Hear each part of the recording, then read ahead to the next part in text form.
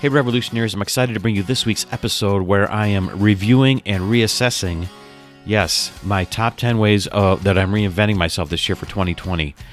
You know, I figured I felt like I needed to really check in with myself in a way because, it's been up and down the last few months with, kind of pulling out of the initial shock of this pandemic and how the world's changing and it's changed.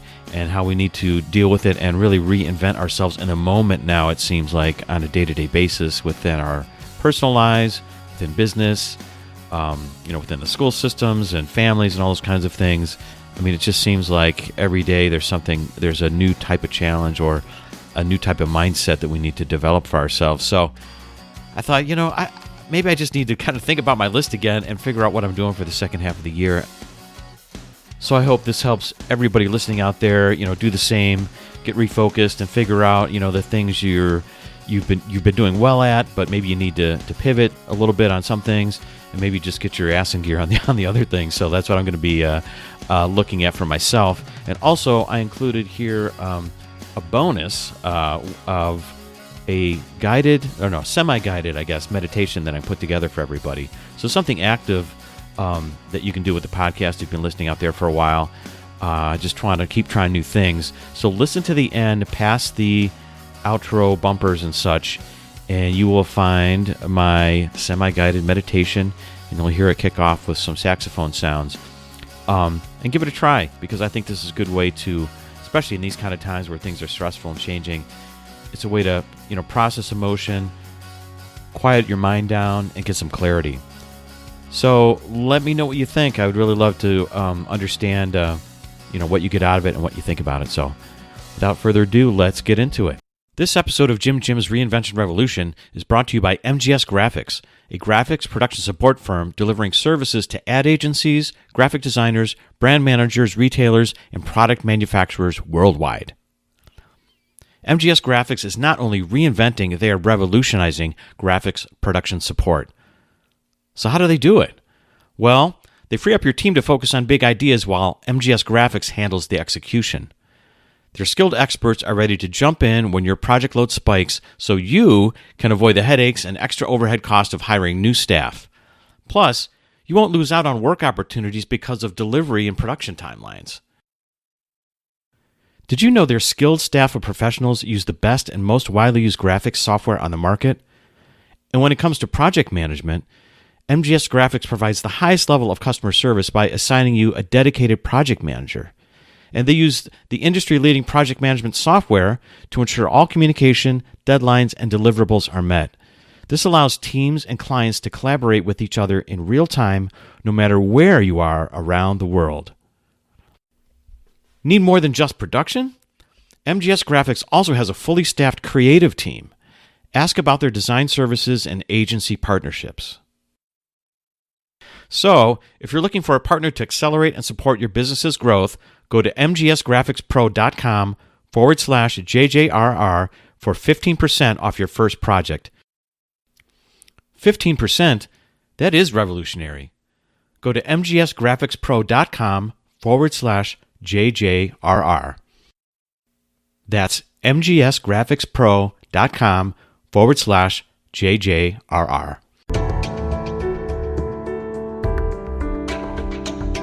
Welcome to JimJim's Reinvention Revolution podcast, the show that explores reinvention in the digital age as it relates to career, creativity, and technology. Stay tuned for interviews with professionals, entrepreneurs, and creatives that have reimagined success and are making a pivot. If you'd like to listen to the entire back catalog, visit JimJim'sReinventionRevolution.com for instant access. And now, here's your host, JimJim. Are we recording? Yes. Yes, we are recording. All right. Can anyone hear the air conditioning in the background? Anyone? Okay, the AC is going to go off in a second, but here we go. Hey everybody, hey, this is JimJim, and welcome to episode 71 of JimJim's Reinvention Revolution podcast. And I'm sitting here in my downstairs living room today because it's hot upstairs, because it's cooler, and I realized, you know what, my AC's on, I'm going to record a podcast, but I better turn it off. Okay, there, it just went off. So I don't know if you can hear that. But anyways, hey, So it's July, it's the end of July, and we're 6 months into 2020. And I thought, 2020 has been such a crazy year so far with this pandemic, the COVID-19, and it's really changed up life and society around the world. And it's forced, I think, everyone, including a lot of businesses and school systems and, clubs and restaurants, to rethink their business, to really reinvent themselves kind of in the moment on a daily basis. I mean, it's kind of been pretty bizarre and wild to watch this and to absorb it and to, wrap my own head around it personally here. And I thought, maybe I need to look back and think about the rest of the year differently. So I wanted to look back and see how I was and am, trying to reinvent myself for 2020. I wanted to look at my top 10 list and go over it and see how I've been doing and share that with everybody and give myself a grade on these 10 items that I came up with of how to reinvent myself this year, and see if I need to, pivot, see if I've had success, or see if I've really failed and need to get my ass in gear, or a combination of all of those things. So it could be one or two or three. So I'm going to assess what's been happening and tell you my thoughts on it and tell you about how I might be pivoting. And then at the end of this episode, okay, make sure you listen to the end because I'm giving everyone out there listening a bonus. Yes, it's a bonus. I think it's a bonus. I'm going to put together a guided meditation for everyone. So that's one of the things that I've been reinventing myself with this year, and I've discovered, meditation in the last few years. I'll talk more about it when we get there on the list. But, listen, make sure you listen past the end outro of, that's not the end of the episode. Okay, I'm going to remind you when you're listening down the list again. Listen past that, and then it's going to pick up again. The audio will pick up again, and we'll be into this guided meditation. So kind of curious to get some feedback on it, see what you think about it, see what it does for you, and I'll explain my concept of what meditation does and how it can be good for you when we get through there on the list. But make sure you listen past the outro this time and listen for that meditation. Okay, here we go. All right, so let's get into this and figure out what the heck's been going on and figure out if I need to pivot right now because the year is changing. And again, I want to get across the idea that, we have to stay kind of nimble and fluid and plastic in our minds, okay? So here we go. Number one was to do a solo podcast. So, if you listen to that podcast in January where I kicked it off, I was in Las Vegas. I was very looking forward to the year. It was going to be very fruitful. I had all these things on my mind I was going to do. And then, of course, COVID hit in March or end of February, early March. Kind of really changed up my plans for a bit. But I was glad I did the solo podcast, and I'm glad I'm doing this one. So it's kind of forcing me to keep growing in this way. But if I had to grade myself, I'd say, yeah, I had success. So I did it. So I did the first one, and I'm doing this one. And so that's enough to say about that one. And hopefully I'll continue with more solo podcasts. I think maybe looking at trying to dig into some more subject matter expert kind of stuff or other things that I just think are on my mind that people would like listening to. So let's move on to number two. And by the way, this takes me back before we move on. I remember being in Vegas and just enjoying the scene out there and getting away. And, that was near one of the last times that I had a chance to travel. So it's kind of like just waxing nostalgic of, being in a hotel and checking out the strip and all that kind of stuff. All right, let's move on. Number two, growing my hair out. Yeah, so this was crazy. So I started growing my hair out, I guess, really towards the end of last year. I've let it grow. And what's interesting is that I wasn't sure how long I would let it go for. But, as you might have heard in that episode back then, and just if you're following the other podcast, I'd gone to Asia in, late January, like last week of January. I was over there, and, I had planned to go to different places, but then COVID started hitting, and I was just like, I did go to the Philippines, but then I kind of hunkered down in Thailand for a while because I wasn't sure what was going to happen. Went down to the islands. Anyways, I'm hanging out down in the islands, and growing your hair out, if you haven't grown it out, is a different experience, so it kind of forces you to deal with something different about yourself, about your body, which is one way to reinvent yourself. People start to look at you differently. You see yourself differently in the mirror when you wake up in the morning. You're like, oh my God, is that really me? Man, my hair is like out of control. Anyways, so I was hanging out in the islands, exploring a different part of Thailand, which was nice. And there was just some, cool little bars. This was down in Phuket, I think, when I first got there. And hanging out. And it was interesting because a lot of the tourists that would be down there were not there because, flights had started shutting down. And it was a really more mellow scene, which I really enjoyed because it was like it wasn't too overbearing with tourists and stuff. But I was hanging out. And so there's a lot of people at these bars that hang out and serve you, and it's like a lot of service, and there's a lot of kind of girls hanging around because they want tips and those kinds of things, and they just want to enjoy having a beer with you or something like that.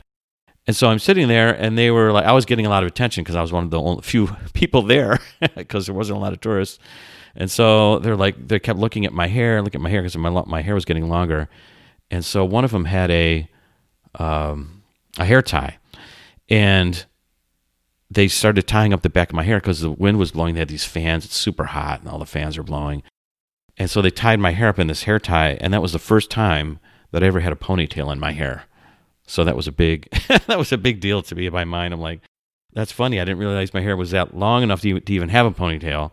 But these girls figured it out because, of course, they have long hair. They know what to do with these kinds of things. So it was just funny happenstance that's happened since I've been growing my hair out.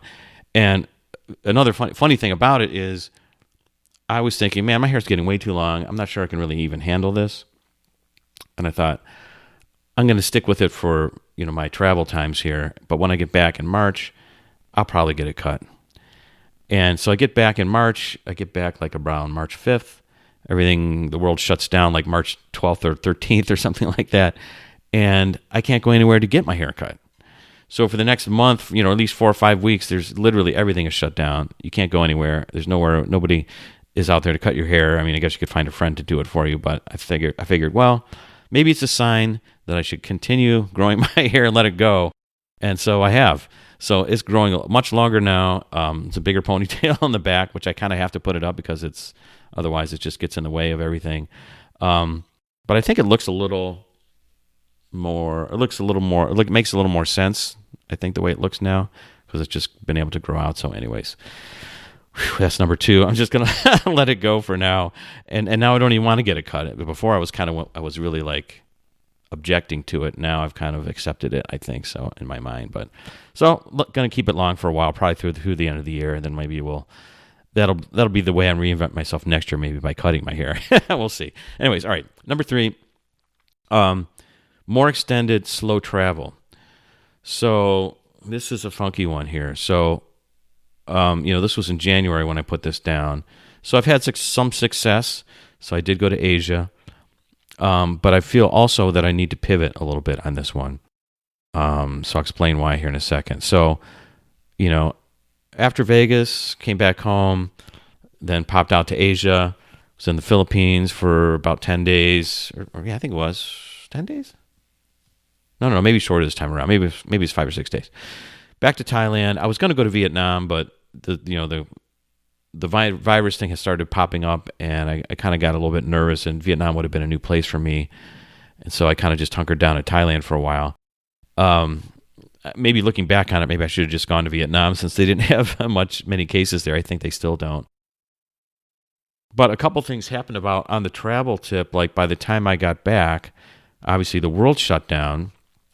And so any of my travel plans that I had for later in the year, like I was thinking about going to Israel to this conference and then to Cuba and then maybe to Europe in the fall, all that is canceled, of course.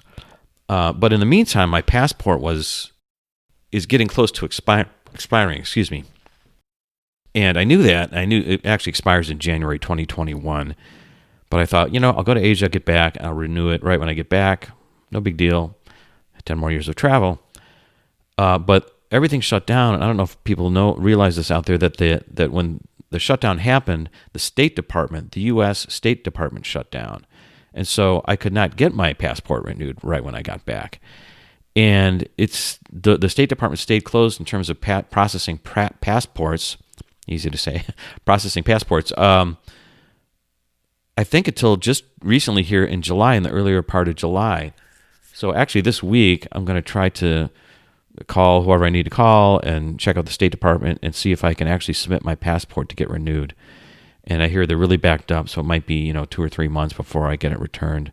We'll see how that goes. If anyone has information on that, drop me an email or something, and let me know what's going on with that. But I'll have to figure that out. So in that regard, in terms of slow travel, now if I can't really travel anywhere, I don't get my passport back, or if countries aren't open to travel anyways, I'm thinking maybe I will do some more domestic travel here in the States. Maybe do some extended travel, maybe try some camping things, or exploring more national parks, which I haven't really done that much in the past, but I'm kind of looking forward to that if that's the case.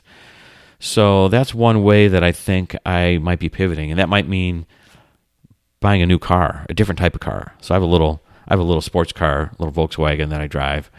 But if I'm going to go cross country or, go camping or something like that, I might want to get an SUV or something different. So we'll see what happens by the end of the year.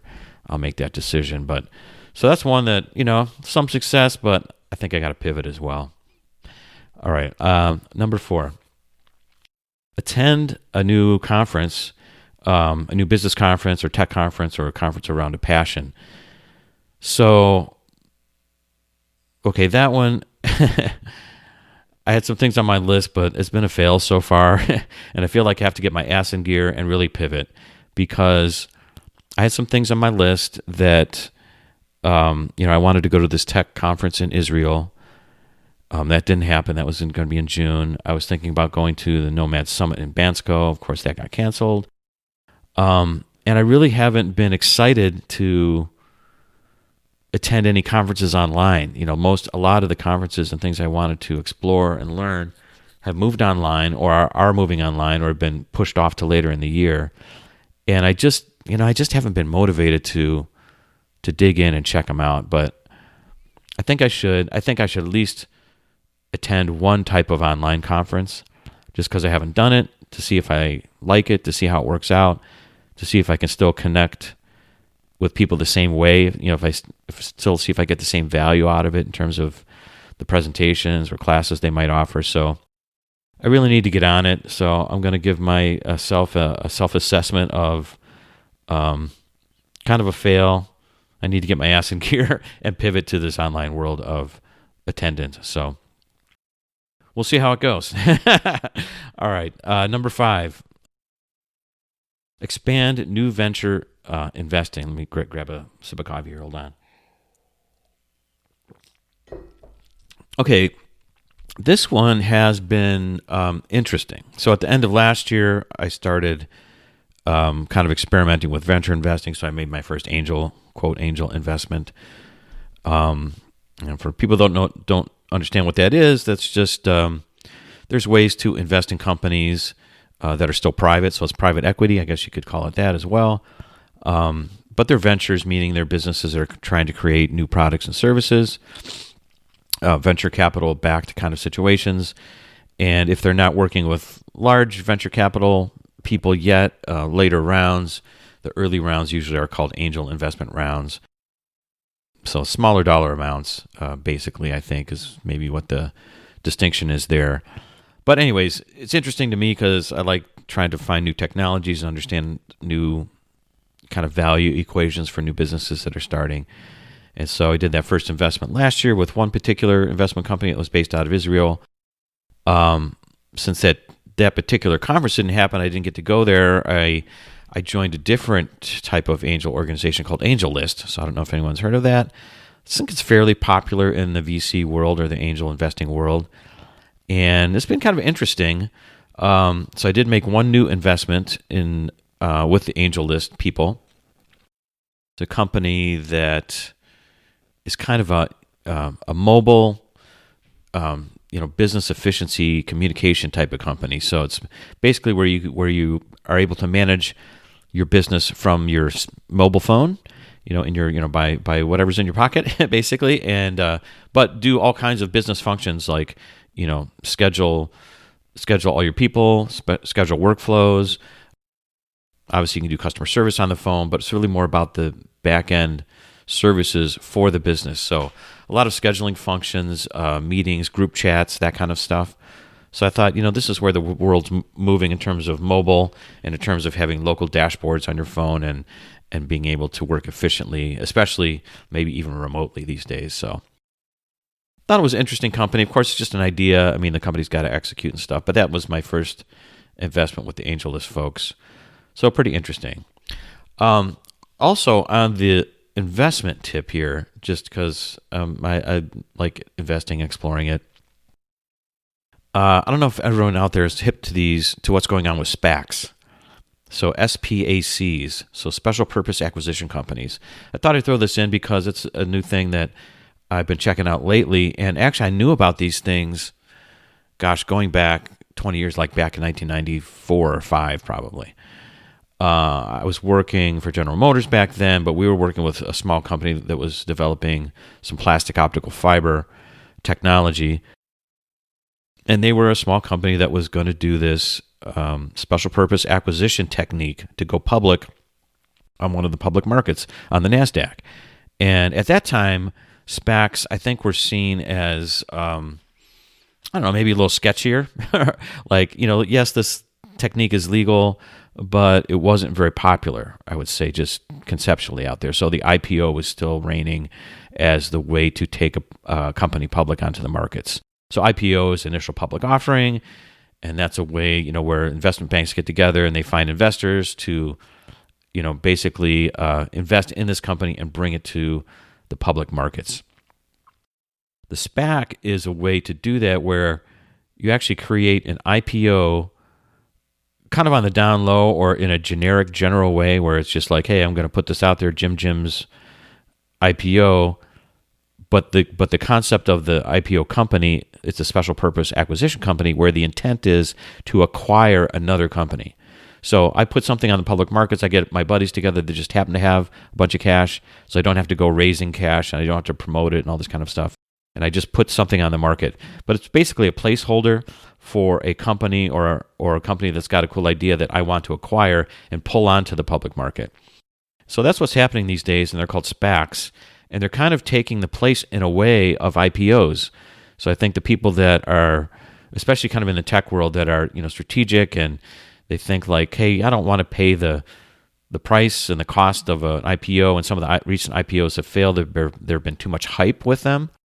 Like WeWork, that was supposed to come to an IPO, but of course it crashed and burned because there was too much hype. It was overvalued. Like they couldn't get it priced right. Of course, then there were internal management issues with WeWork, but so the IPO is kind of falling out of fashion, and these SPACs are coming into fashion. So it's something to keep an eye out for, I guess, if you're interested in investing and trying to figure things out. One of the most notable SPACs is Virgin Galactic. So the chairman Chamath that put this SPAC together got together with Richard Branson, and they pulled Virgin Galactic onto the markets, and it's been great investment so far. So something to keep in mind anyways. All right, let's move on. Because I could talk about investing all day. It's kind of funny. And I've been helping people here locally. If anyone's interested in talking stocks or investing or how to look at the markets, just send me an email or drop me a line or something. Hit me up on Twitter at JimJim Group and we can discuss. Okay, number 6, generate one new revenue opportunity. Okay, this is it's kind of interesting. I would say I did have some success with this so far this year, but I feel like I need to pivot as well. So I'll tell you why. First of all, over last year or the year before, I found merch by Amazon. Well, when I was thinking about this category, what's funny is I haven't done anything with merch by Amazon. I posted a few shirts probably a year ago, and I just got another basically check from Amazon. I noticed in my email. It wasn't for a lot of money. It was like, $6 or something.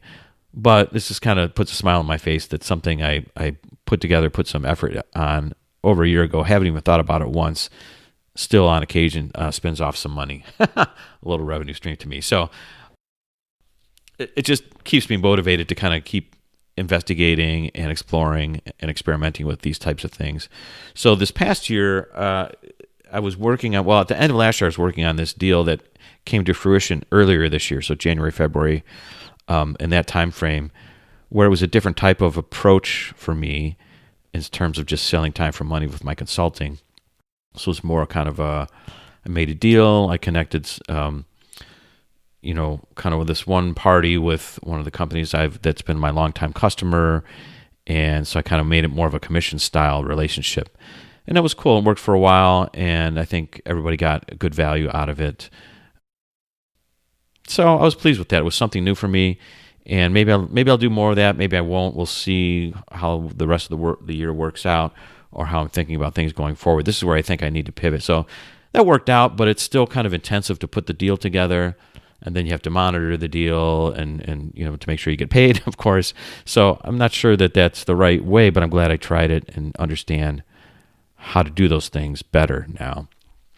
So, but I think I need to pivot and figure out maybe how to produce some of my own branded products or digital downloads or something like that, something that's more controllable going forward. So I'll keep thinking about that, but that's what's going on with that one. Let's see, number 7. Okay, number 7. Okay, we're going to get into some more of the, personal side of things. Sorry, a little more coffee there. Keep me going. And so 7 was to record some music, original music or covers, or just kind of work on recording some music and, developing some more things rather than just gigging.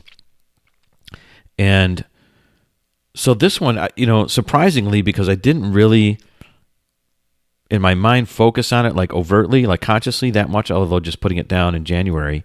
But I have had some success with it, and maybe that's part because of COVID, or I don't know, but things just happen. I guess when you put an intention out there in the world, things just come to you, And one way it did was I produced some intro music for one of my friend's podcasts.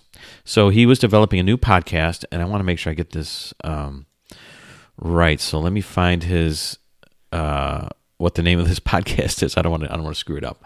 Okay, so I have a friend who's in the public relations business, PR and communications businesses, and he's written a book called What to Say When Things Get Tough. So his name's Leonard S. Greenberger. Sorry, not Greenberger. Leonard S. Greenberger. Hey, Len. And his book is called What to Say When Things Get Tough.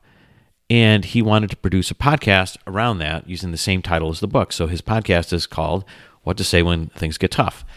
And he thought it was good timing because, we're in this crazy political whirlwind year where there's a lot of interesting communications going on, I guess, and stress and tough things that are happening with the virus and the shutdown, and having to communicate to employees or talk politics with people that are on edge and that kind of stuff. So I think it's good timing for the podcast. Anyways, he reached out to me to produce the music for it, and I wasn't even thinking of producing a lot of music. I was just thinking it was recording my horn or something like that. But I had to put together the full track, so I found a rhythm track, and I ended up recording some piano, some bass lines, 3 saxophone parts that were in harmony, and producing it and editing and doing all that kind of good stuff. So it was fun. And he's using it on his show, so I really appreciate him that he used it. He ended up liking what I did. I wasn't sure he was going to like it, but he's like, "Oh, this is great." It's kind of like a little bit of a newsy feel to it, which jives with kind of what he does and his environment. And he's out there in Washington, D.C., so it's got that kind of just vibe to it. Anyways, that was cool. That was one thing. Second thing was I recorded a few YouTube videos, which I'd like to do more of. I don't know why I haven't found more time to do it. But in the throes of the COVID shutdown, there were no gigs. There's still not many gigs, and I didn't know what to do with myself, and I was really kind of in a funk for a while. But I thought, maybe it's time to figure out how to use YouTube better. I really didn't have a YouTube channel other than the podcasts that are distributed on YouTube. But now that I have a YouTube channel just for playing, basically, I've been recording some saxophone videos. I think there's 2 or 3 videos up there now. It was cool. I figured out how to do it, figured out how to upload them, had to set up some accounts and stuff like that. So that was cool. And then also a third thing, I signed up for this apartment sessions thing. I don't know if you've seen it out there. So it's a collaborative thing that's on Facebook called Apartment Sessions, and maybe it's on YouTube as well, where people collaborate across the country. So you've seen these videos where all the boxes pop up and all that kind of stuff. I'm not sure I know how to record for it, but I'm signed up for it, and they've gotten back to me, and they're putting together some big thing. They initially were going to do it around COVID, and then BLM popped up, the Black Lives Matter and all the protests, and then they were going to, I think, pivot to the protest. I don't know what their idea is going to be now, but it's based around something to bring people together and help alleviate some of the stress that's going on, I think is the intention. But anyways, that's going on. We'll see if they get back to me. If that happens, that would be fun too, because that's a whole different way to collaborate and record something. So that's fun. So some success. I need to do a little bit more of it. Okay. Number 8, continue purging and simplifying my life. Oh man, this is one that I could really spend more time on, but I have had some success. And again, this COVID thing, there's always a silver lining to when things happen. Since I was spending more time in my house, not going out, not traveling, it's like, what am I doing? I started looking around my house. How can I keep simplifying my life and purging, etc.? Well, I had more time to kind of think about all the music stuff and stereo stuff. I have a bunch of old stereo equipment and cords and CDs and cassettes and all this kind of junk that has collected over the years. So I decided to purge all that, and it was really unbelievably cathartic in a lot of different ways. And so I encourage everyone out there, is just, what? The world has moved on. Yes, you can keep your vinyl records or keep a few CDs or whatever, but it just feels really good to get rid of it all, because, the bottom line is, behaviorally, I'm streaming a lot of music now, right? So everybody's streaming more on their phone, or, off the services, or using Amazon Prime or whatever it is, So you don't need the physical stuff anymore. So I went through it all, and what was funny was I ended up throwing out a ton of CDs of bands that I used to play with, like, going back into the, 90s, into the 90s, 2000s, where it's like, if you hook up with a band, they're like, hey, here's our three CDs. Can you learn our tunes and whatever? So, be kind of a sideman situation. And I had tons of those CDs, and I don't really listen to them that much. They were like, okay. A lot of bands like to record stuff just to be fun and grow and stuff. But, some of the music's not the best or highest level or whatever. But there's a ton of those, man. I couldn't believe how much that had collected over time. So I got rid of those, got rid of the stuff I really don't listen to. I still have maybe 100 CDs left, and I got rid of 2 big bags of them, of just stuff I really, really like to listen to. And I got rid of a bunch of cassettes, and I got rid of all my old stereo equipment. I downsized. I actually bought a couple new pieces, a new receiver that has Bluetooth, and some new speakers. I had a bunch of speakers laying around, got rid of all that stuff. It was awesome. So please, if you're listening out there, go through your old stereo stuff, get rid of those CDs, get rid of some of that vinyl if you're not listening to it. Maybe donate it to somewhere if it's still valuable, but I know you're streaming, and I know you're more mobile, so just get on with it, okay, people? Also, because I had set up this new system, and I have Bluetooth now, etc., I had to get high-speed internet. So I was only using internet off my phone, like my hotspot, and going to a co-working space for a high speed, especially for, if I need to upload big files for the podcast and that kind of stuff.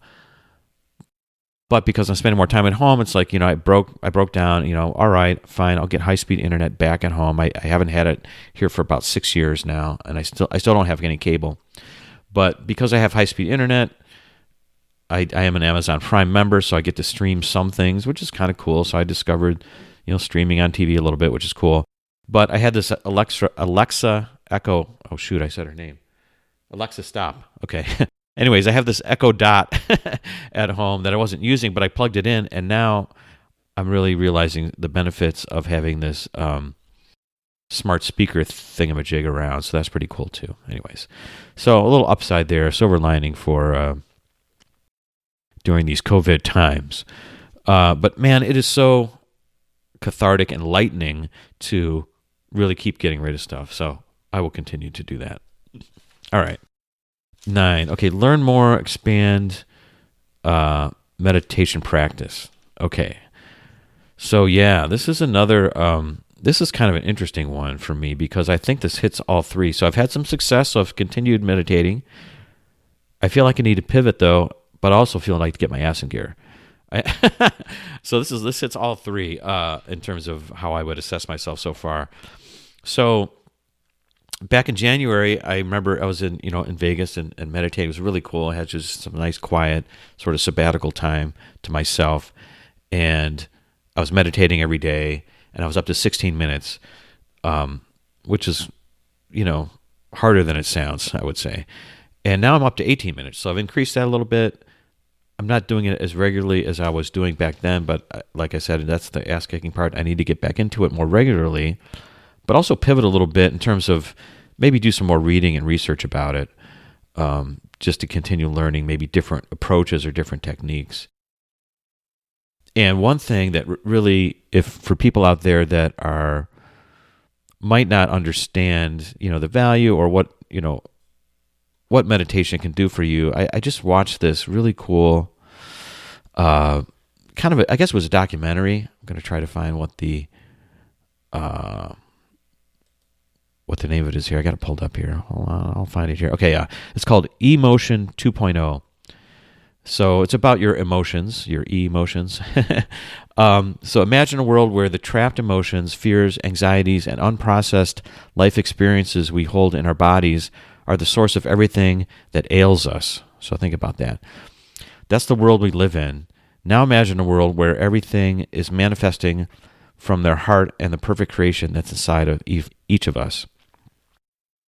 It's a really interesting documentary where everyone in it, some people are medical doctors, some people are nutritionists, some people are like shamans and just, people that have lived life and experienced different cultures around the world, etc. And they're all kind of just reminding you about how powerful your mind and body really is. And that's the meditation, where the meditation part comes in, and how to process and how your body processes emotions. So one of the things that I get out of meditating, and I'm sure you will get out of meditating if you try it, is it's a way to allow you to actually process emotion. So, when dramatic things happen to you, or really impactful things or stressful things happen, your body might go into this state of denial, or you don't have time to think about it right now because you're in the middle of managing your life or traveling or working with your kids or whatever it is.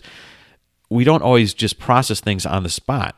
And so things build up in our bodies and in our minds, and that's where a lot of disease comes from, and stress and, unhappiness. and so just the fact of sitting down and meditating and letting your thoughts flow through your mind and quieting your mind, it's a way to even just help process things that might have happened to you 3 years ago, 10 years ago, when you were a kid, or just yesterday, but you just didn't have time to actually think it through or to feel the emotion that was conjured up in your body. I mean, I really love this documentary. So if anyone's out there, it's on Amazon Prime. Like I said, I have a high-speed cable now, okay? Emotion 2.0 it's called. And the director is Fraser Bailey. And it's starring Ty Hungerford and Lauren Jackson. So it's a documentary. Really, it's really cool. Check it out. Okay, one more thing on meditation. Like I mentioned before at the top here, I have a bonus for everybody. Okay, bonus, hello. That at the end of this podcast, I'm going to take everyone through a guided, really, it's a semi-guided meditation. So I'm actually not a fan of guided meditation, at least what I've experienced so far. Maybe I could be won over. I'm not sure. But for me, meditation is more about really quieting your mind and not putting mantras into your head necessarily, or maybe coming up with your own mantras, where I think the guided meditations for me are a little bit heavy-handed, I guess, in this regard, where I'd really like to just quiet my own mind, maybe have a theme going on, but I just feel like some of the guided ones out there are just a little bit too much. So mine is going to be semi-guided, and you'll experience what that means. It's just my own way of thinking about it. But so like I said, check it out, listen past the end outro of the podcast, and you will find the bonus segment with the semi-guided meditation in it. Okay. And I might throw in some of my, saxophone tones and stuff like that in it. So be fun just to listen to, I think, just from that level. All right, number 10. Let's see. So we're down to number 10 already. Okay, read and finish more books. Okay. This one has always been a struggle for me, and I feel like it's kind of been a fail, honestly, so far.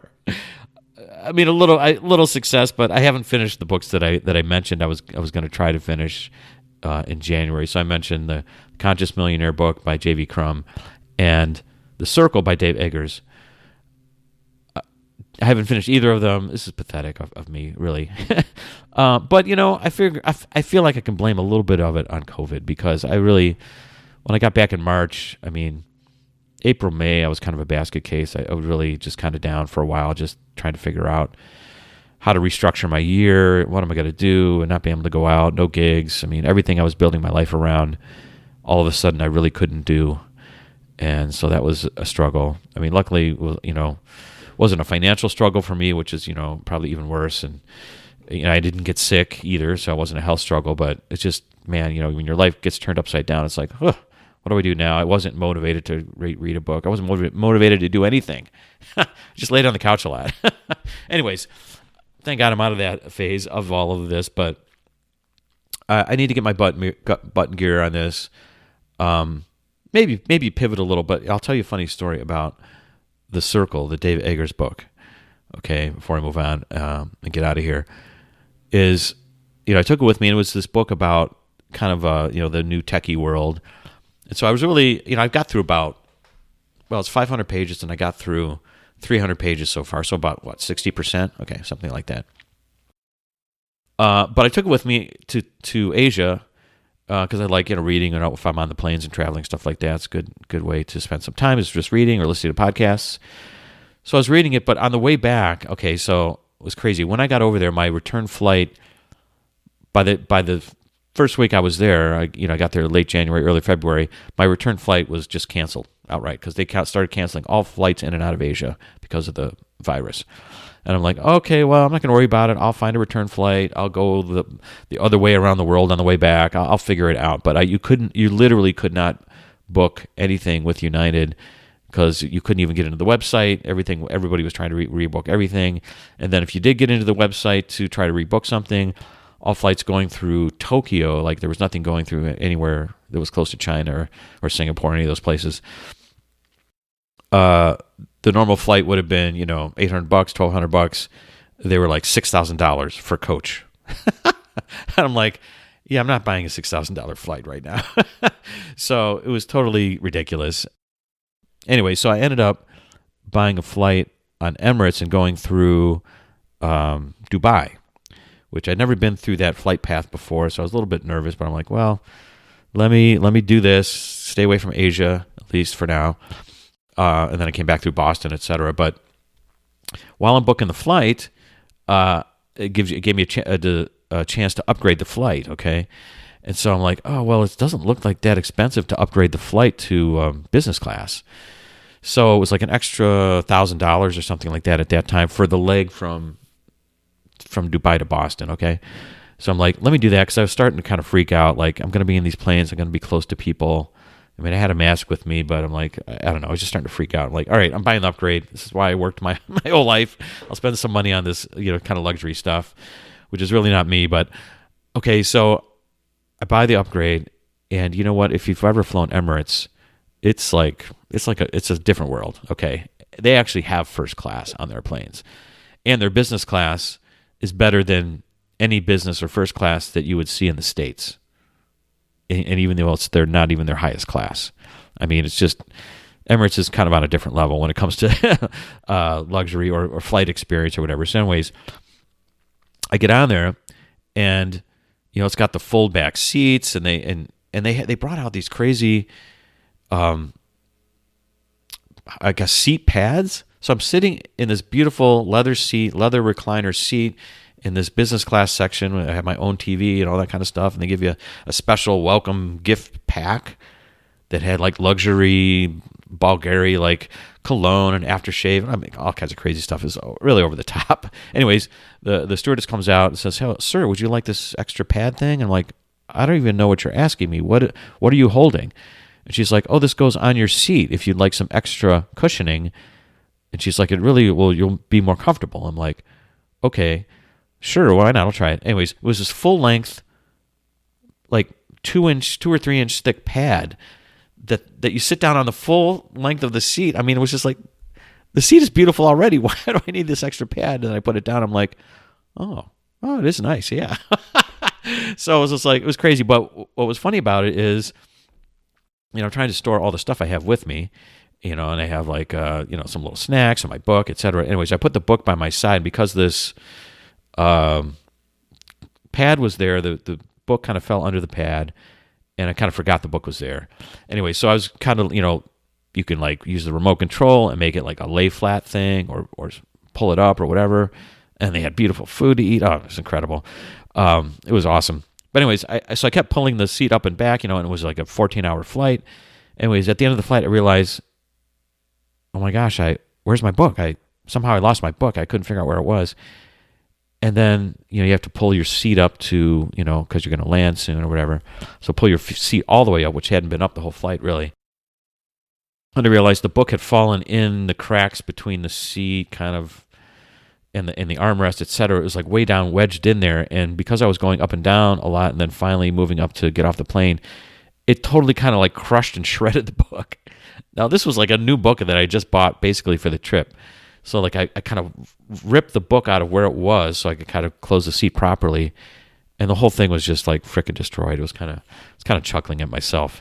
Anyways, it's like, man, I'm trying to do a good thing here and read this book, and then all of a sudden the book is kind of destroyed. But it's still readable. But it was just funny. It looks like it looks like I've had it for years, and that I must have been scuba diving with it or something. I mean, it's just, anyways, funny to me.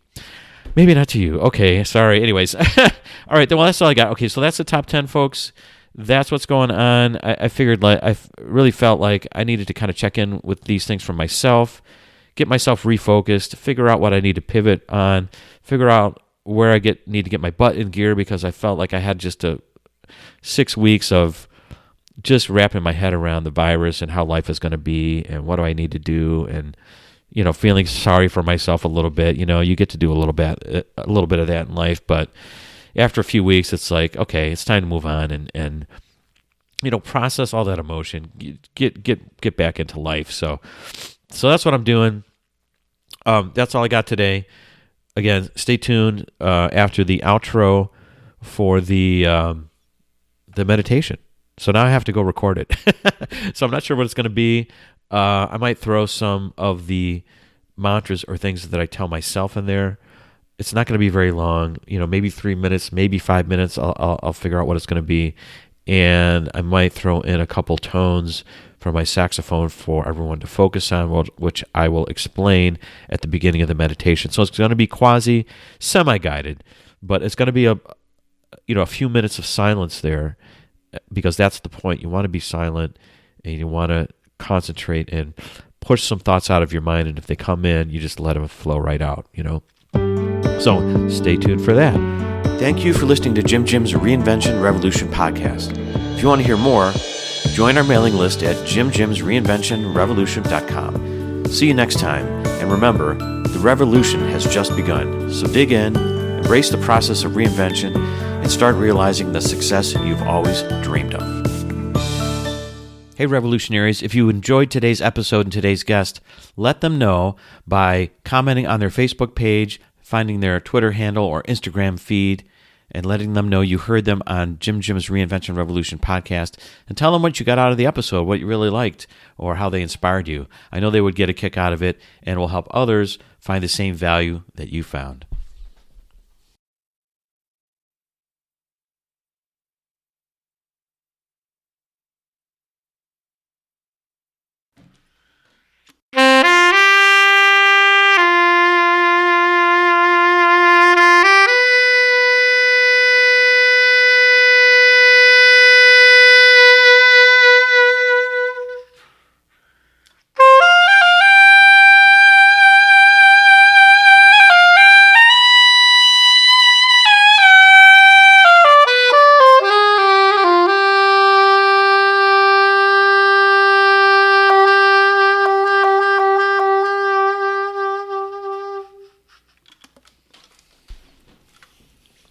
Hey gang, hey revolutionaries. All right, if you're still listening, you found it. You found the secret bonus meditation here, the slightly guided or lightly guided meditation. It's my first time trying this, so let me know what you guys think. But here's what we're going to do. First of all, find a spot in your house that's quiet, or outside, or in the woods, or if you're going for a hike, just sit down and then chill out, maybe lean back against a tree.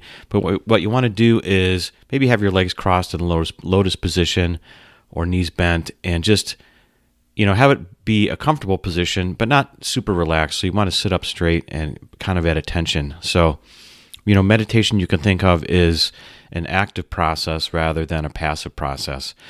So, you don't want to sit down to be relaxed like you're going to fall asleep.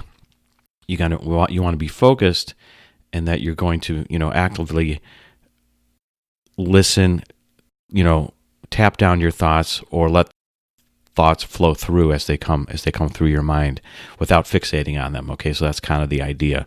So what's going to happen is you'll hear some drone tones from the saxophone, and what those are for, it's to help you focus. So if you even have a drone sound within your own mind, like you can say room, but you say it to yourself silently, and that's something that you can focus on that helps you push other thoughts out of your mind, helps you clear your mind, okay? So that's what the drone sound is for. And also I'm going to give you a couple mantras that I like to say when I'm getting into the meditation that helps me focus. And one is about listening, and one is about discovering, and you'll hear those as we get into the meditation. So what I'm going to do is I'm going to set a timer, and we're going to do this for 3 minutes. And that sounds short, but this would be my prescription for everyone, okay?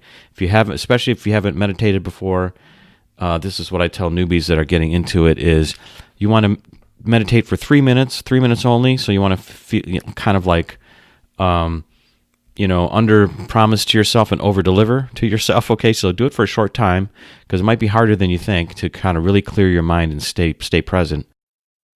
And you want to do this 3 days in a row.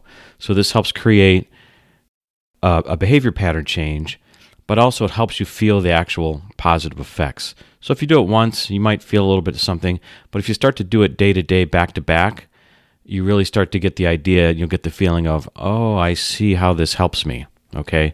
It's kind of like lifting weights. If you do it one day and you've never tried it, you might feel a little bit of pain and not understand what it's doing for you. So that's the idea. 3 minutes, 3 days, back to back, 3 days in a row. Okay, so everybody ready out there? All right, what we're going to do is you'll hear the tone, you'll hear the mantras, and the mantras you can repeat to yourself if you feel you need to, but eventually the tone and the mantras will go away and will be silent for 3 minutes.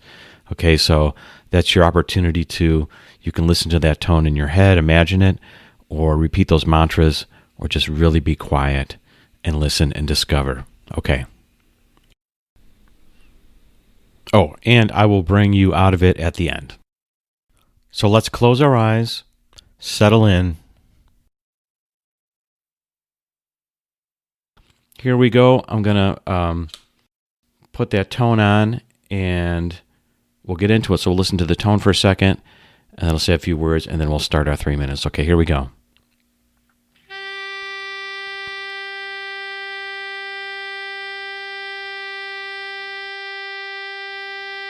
All right, folks, thanks for joining again. As we get into this, what you want to start thinking about is really listening. So listen to the universe.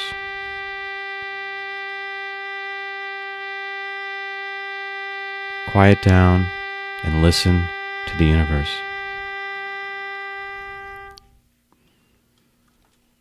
Listen to the universe. The universe knows. There's an all-knowing there. Discover who you are. Listen. Find out who you are. Find out more about yourself. Listen and discover. Listen and discover.